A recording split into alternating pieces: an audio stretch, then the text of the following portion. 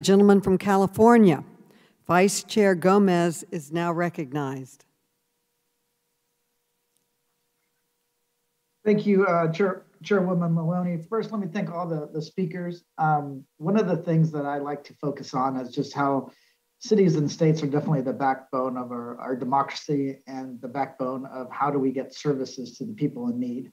A lot of folks on the other side of the aisle always say that we shouldn't be helping, the federal government should be out of people's lives, but yet they refuse to help the cities and counties that are there day in and day out.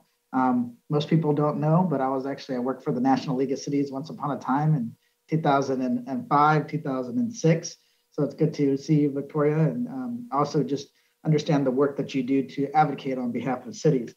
The money that the funds, as everybody knows, that would have came into the coffers of cities and local municipalities and states because of just the shutting down to make sure that people were protected from the pandemic, really took a toll on cities and counties. And that's something that we saw across the board. In the city of LA, they had almost a $700 million budget shortfall if it wasn't for what we did here at the federal level.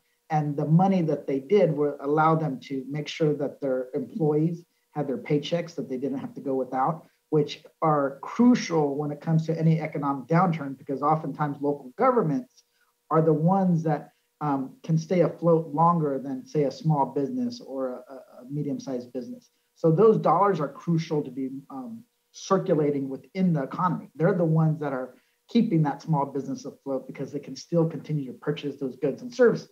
So what we were doing was not just to help cities, but it was also to help the local economies, to help everybody. And that's why it was so crucial.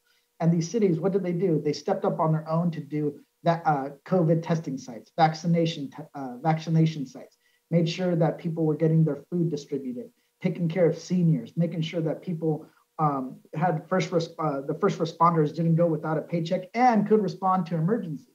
So it was so crucial. And I want to say, just if it wasn't for that, California would be devastated.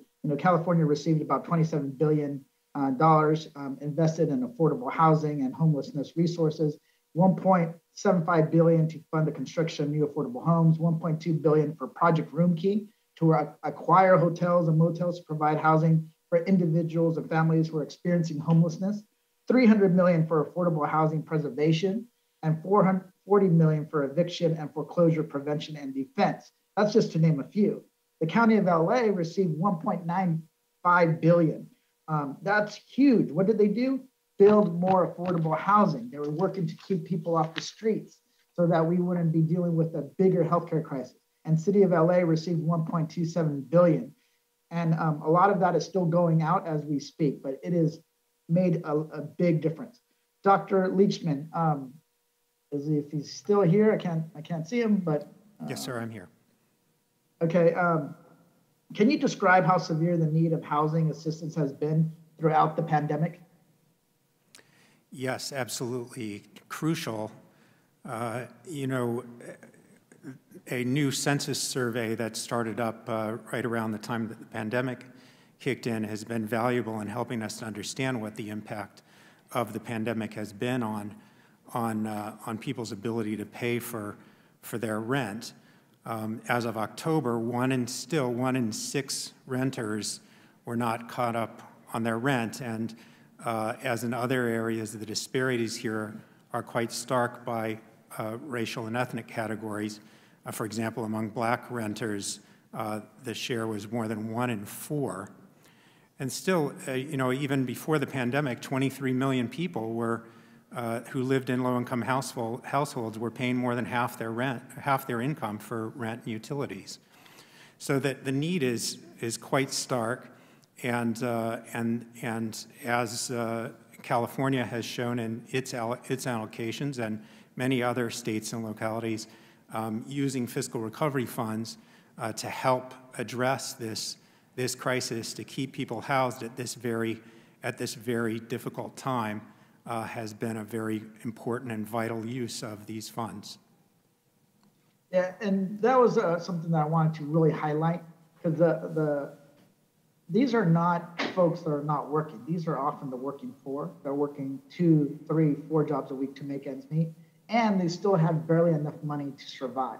So when the pandemic hit, they were really in a bad place, and they were really struggling. So this has helped millions of people stay off the streets and make sure that our communities are kept as whole as possible, and that we limited the emotional and economic devastation for people of color and the working class throughout this country. With that, I'm glad I'm supporting, we're still helping these cities and counties, and I yield back. The gentleman yields back. The gentleman